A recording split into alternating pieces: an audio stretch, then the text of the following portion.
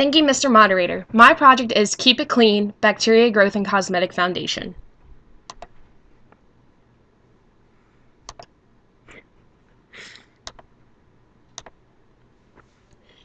My question was for this project is that I wanted to know if there were different times at how cosmetic foundation went bad.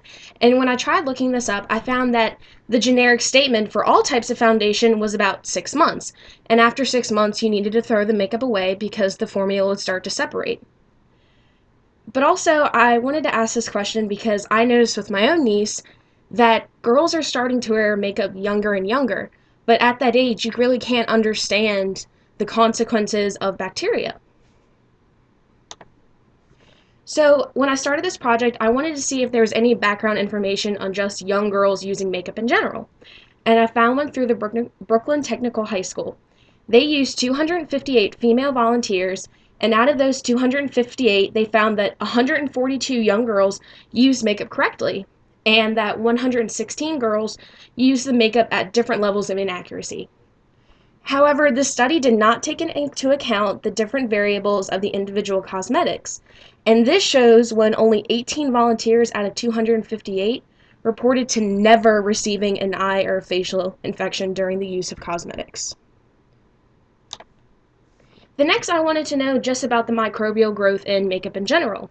And I found a study that was focused more on discovering the different types of bacteria between the skin on the face and the skin on the rest of the body. And as they did find the answer, they also found that when makeup was being worn during their study, it increased the bacteria greatly on that individual.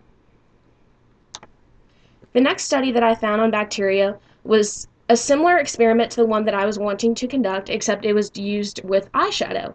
And they collected over 1,345 eyeshadow testers across the nation, and they found that 67% of those testers were contaminated with bacteria like staph infection.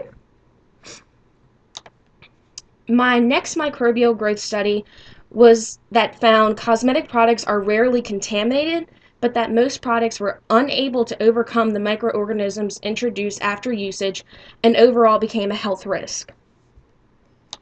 I found that study also went along with the FDA regulations, and the FDA stated that when cosmetics are placed on a shelf for purchase, bacteria is usually already growing within the product, and that the preservative system or the antibacterial agents within a cosmetic become less effective with the progression of time.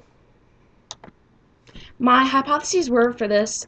My first alternative hypothesis was that the bacteria growth rate will be highest in a liquid composition of a cosmetic foundation.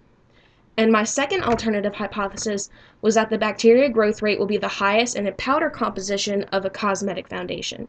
And of course, my null hypothesis is that the bacteria growth rate in cosmetic liquid foundation will be lower or at the same for powder and cream to powder cosmetic foundation.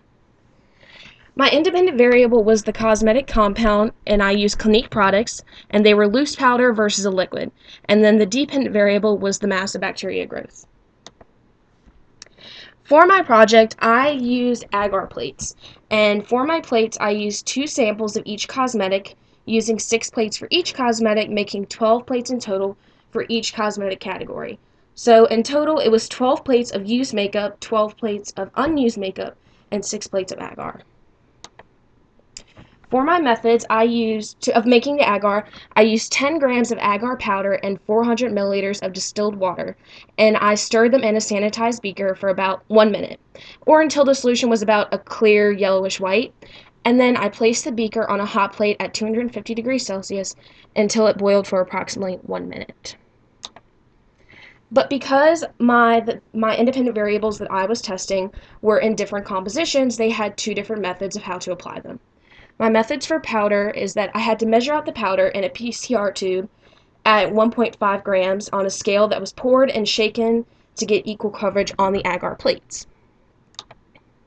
And then my methods for my liquid is I used a micropipette at 100 to 1,000 microliters along with disposable tips, and I measured out an equal amount of liquid foundation and deposited it onto the plate and spread evenly with the plate on a sanitized Q-tip. So after I got my results, I found that there was significant difference with the tester powder versus the tester liquid because I had no growth in the agar and new powder and only a slight growth in the new liquid. However, because I had to run a one-way ANOVA, I also had to run a Bonferroni multiple comparison test. And using my new alpha value of 0.005, there was no significant difference, as you can see on my chart. But what I did find interesting, because I failed to reject my null hypothesis, was what bacteria was actually growing in the makeup. The first I found was Staphylococcus aureus, and that is a bacterium that is found in the nose and the skin. It is what we call a staph infection and can result in boils, scaled skin syndrome. However, it can also cause pneumonia, meningitis, toxic shock syndrome, and over 50,000 Americans contracting the infection in a wound after surgery. And that's what it does to your skin, and that's what it does under the microscope. Next, I found Micrococcus luetus, and it is a bacterium that is normally overlooked because it is found naturally on the surface of skin, but it can cause skin infections of immunosuppressed patients such as those that are HIV positive. And again, that's what happens when you get infected with it, and that's what it looks like under a microscope. The third I found was Bacillus mycoides. It is a bacterium that is found on the human body, skin, and the intestinal tract, and it is not harmful unless it has been dosed in large quantities and in rare occasions can cause an allergic reaction. It is found in laundry detergent and used to be used as an antibiotic.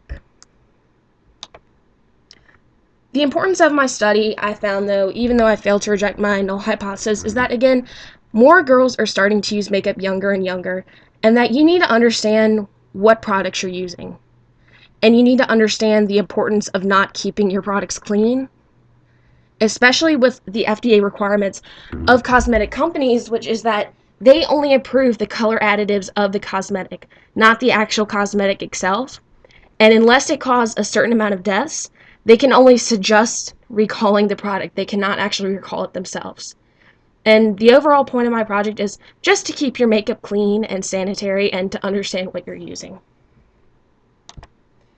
And for my acknowledgement, I would like to thank Dr. Lund, who helped me conduct my experiment, and Mr. Dutton for his ever-ending patience with me, to my mother for funding the project, to Bailey Tyler for helping me to run my statistics, and of course to my audience for being here today. Thank you. What was that at? That was 7:48. Stop it. Hey, Mr. Dutton.